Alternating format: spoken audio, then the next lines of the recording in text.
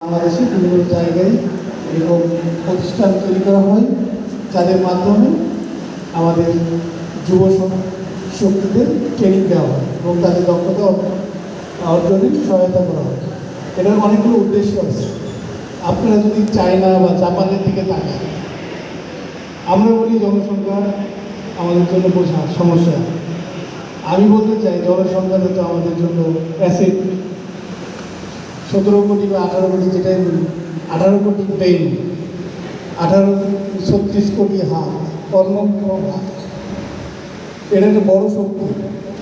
এই জন্য এর নাম জনশক্তি। সেই জনশক্তিকে আমরা যদি যথাযথ ব্যবহার করতে হয় তাহলে অবশ্যই আপনাকে স্কিল হতে হবে। শুধু প্রাতিষ্ঠানিক শিক্ষায় শিক্ষিত হলে বেকারের সংখ্যা বাড়বে। আর আপনি যদি দক্ষতা বা টেকনিক্যাল শিক্ষায় শিক্ষিত থাকেন, আপনাকে কেউ বেকার বলতে পারবে না। ধরুন আমি একটা ঘটনা বলি,